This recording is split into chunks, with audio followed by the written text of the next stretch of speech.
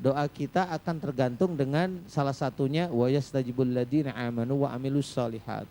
Dan Allah akan mengabulkan doa orang beriman serta mengerjakan amal soleh. Lah amal soleh kita cukup belum? Kalau amal soleh kita memang di hadapan Allah Ta'ala belum, ya bisa aja memang kita belum dikabulkan. Tapi nggak usah takut. Berdoa seperti itu karena Allah, ya insya Allah mudah-mudahan kita husnudzon aja dikabulkan, kan gitu ya. Amin. Nah, iya seperti itu, sehingga siapa tahu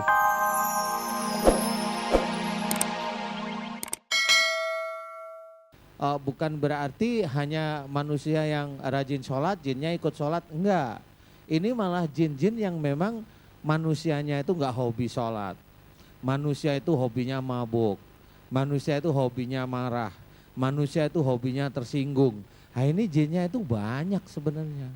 Nah kasus ini di Indonesia memang orang-orang Indonesia itu hobinya tersinggung memang kebanyakan. Coba lihat tuh di TV-TV. Satu instansi ngomong begini atau oknum ngomong begini, yang lain nimpali juga dengan amarah, kan gitu ya. Ini benar-benar kita nggak sadar bahwa kita itu menjadikan makhluk itu selalu masuk ke dalam tubuh kita. Ini bisa menjadi kesurupan. Suatu ketika kita mengalami keadaan yang sulit dengan masalah, bisa aja kita itu bengong, akhirnya jadilah jin itu menguasai kita. Dan ini memang sama di Indonesia, yang seperti itu dengan luar negeri banyak, karena pola pikir dari awalnya pola pikir. Kemudian kayak umpamanya kesurupan massal. Nah ini yang bagaimana kesurupan massal? Banyak sekali ya kan, tiba-tiba ada sekolahan kesurupan massal. Nah kenapa kok bisa kesurupan massal? Ini umpamanya nih yang biasanya sekolah dibongkar, ini ada yang penghuninya marah, ya itu wajar-wajar aja. Tapi harus seseorang itu yang didatangkan harus benar-benar seorang yang alim, seorang yang bijak, seorang yang imannya betul-betul bagus. Jadi bukan asal ambil paranormal, nyembuhin paranormal, nggak bisa sebenarnya kayak gitu. Nah, kenapa harus seorang yang betul-betul bijak, seorang yang mengetahui masalah agama dengan baik? Karena apa? Seorang ini datang dengan iman yang bagus, itu para jin di situ tahu sebenarnya. Jadi nggak perlu yang harus paranormal, enggak. Umpamanya, kenapa seperti itu? Ya jin itu bisa membaca pikiran manusia, bisa membaca hati manusia, maunya apa. Nah, salah satu kesurupan massal ini biasanya nih ada yang teman-teman kita yang kadang-kadang sok jago nih. Ini untuk biar tempat ini bersih, ayo kita baca-bacain sesuatu, bacain akhirnya. Nah nggak sadar kalau membaca ini akhirnya itu sama aja memukuli para jin yang di sekitar situ. Sama seperti bapak-bapak, ibu-ibu di sini duduk-duduk santai ngobrol, yang dulunya nggak pernah ada apa-apa, tiba-tiba datanglah makhluk lain yang mukulin, memang mau bersin. Ya di sini walaupun di sini yang datang itu orang-orang baik-baik, ya tetap marah, bener nggak? Ini normal aja, marah. Nah akhirnya marah ini ditunggu, dia cari teman-teman. Goropio. Nah yang kena siapa? Ya yang kena ya orang-orang situ. Karena apa? Punya niat yang awalnya memang kurang baik, sehingga itu menjadikan kesurupan massal. Jadi nggak perlu kita itu ada tempat dibersihin. Emang jin suruh nginep di mana besok? Itu makhluk Allah juga kan gitu. Sama seperti kucing. Kucing lewat di depan rumah kita tendangin. Ayam lewat rumah kita, kalau ayam diambil aja ya. Ayam diamanin ke belakang. Diamanin belakang ya. Diopor. Iya enggak seperti itu. Kita sebagai makhluk Allah itu tidak boleh berbuat aniaya. Enggak boleh. Wa may yaf'al dzalika udwana wa dzulman fasaufa nuslihi naro. Ini sudah sangat jelas, dan barang siapa melanggar hak dan berbuat aniaya akan kami masukkan ke dalam neraka. Itu sudah jelas tertulis di dalam firman Allah. Siapapun kita mau berbuat aniaya, entah itu kepada saudara kita kaum manusia, entah itu binatang, entah itu jin, itu enggak boleh memang tidak boleh. Memang jin itu sifatnya mirip-mirip setan karena memang diciptakan memang sama-sama dari api. Tapi beda, kalau jin itu memang masih punya hak untuk dia beribadah pada Allah selama jin itu mendapatkan hidayah. Kalau setan memang boro-boro dia dapat hidayah, udah enggak gitu. Jadi kita harus memahami. Nah, Caranya gimana? Salah satu hal dijelaskan dalam surat Al-Falaq ya. Qul a'udzu birabbil falaq. Itu salah satu doa kita untuk bukan menanggulangi santet, enggak, itu hanya doa. Memang urutannya seperti itu, memohon kepada Allah yang menguasai subuh, kemudian memohon pada Allah agar kita dijauhkan dari kekejaman atau keburukan malam, kemudian dari orang-orang makhluk Allah yang berbuat jahat, kemudian dari tukang sihir dan sebagainya. Itu doa. Tinggal doa kita itu mau dikabulkan oleh Allah Ta'ala atau belum. Itu tergantung Allah. Karena apa? Doa kita akan tergantung dengan salah satunya wa yastajibul ladzina amanu wa amilus solihat.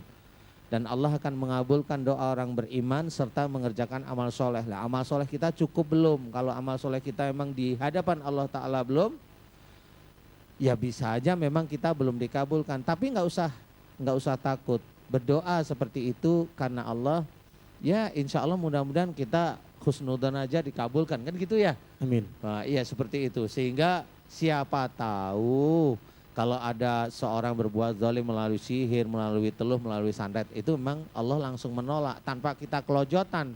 Kan seperti itu ya. Dan kalau santet itu ada kekuatan jin nggak, Ustaz? Seperti kasus yang wanita dari Bantul itu, Supiati itu ya.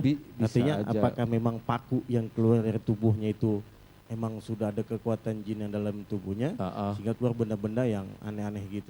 Bisa aja seperti itu, tapi kalau ini menurut kasus seperti itu, belum tentu ini seseorang yang dia menyantet seseorang. Tapi bisa aja si orang tersebut itu dulunya sering membaca bacaan tertentu. Dibaca terus lama-lama lah nggak taunya yang bacaan ini memang merupakan suatu ilmu. Contoh umpamanya di media sekarang, media televisi kan banyak nih tukang-tukang sihir. Yang saat ini dikatakan magician, masih ingat ya? Bisa HP masuk ke apa namanya? HP masuk ke kantong. Ke kantong. HP masuk ke apa namanya itu botol mamanya, bisa jalan ke itu, memang itu magic, itu sihir, itu jin, itu ilmu. Bisa aja seorang tersebut dia membaca bacaan tertentu, kemudian ada nih makhluk lain yang memang tidak menyukai ilmu orang tersebut, dia bawa paku lah, kawat lah, apa. Pada waktu masuk dia bertempur di dalam. Nah, nggak taunya si ilmunya orang tersebut beserta ilmu yang menyerang ini sama-sama kuat. Akhirnya bisa aja di dalam tubuhnya ada paku, di dalam tubuhnya ada kawat. Dimana ini kalau di kedokteran ini tidak akan ketemu. Pasti dokter akan bilang ini ada yang memasukkan, pasti. Karena itu ilmu yang real. Jadi tidak ada pernah ketemu bahwa kalau membaca sesuatu kemudian ada yang tidak suka, muncullah kawat, paku, rambut, pecahan kaca, pecahan genteng, pecahan recehan, itu bisa aja ya. Kalau itu enak itu pecahan recehan. Dan itu udah biasa, kayak umpamanya seorang orang yang dibilang paranormal, dia ngelus-ngelus pakai telur yang dibaca-bacain, telurnya dipecah, muncul kawat, muncul paku, muncul rambut, itu sama sebenarnya. Ya, baik Ustaz.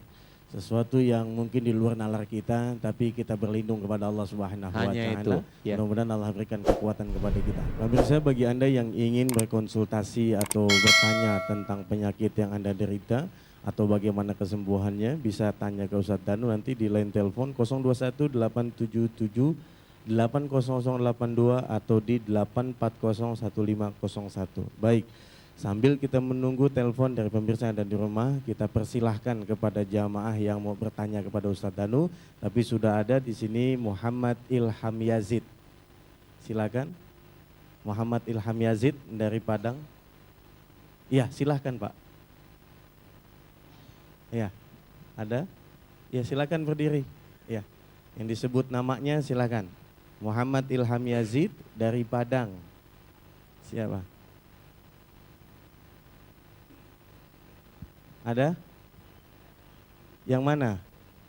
Diri Pak, yang disebut namanya, ya agak ke sini sedikit, ya agak maju ke tengah sedikit, ya tolong mic-nya bisa dikasih, ya ada yang mendampinginya, silahkan, ya Ibu silahkan, ya Agak cepat sedikit ya. Ya, Ilham agak maju sedikit aja sini. Ya, tengah. Agak di belakang dekat ibu. Ya. Agak ke belakang dekat ibu. Iya. Baik, baik.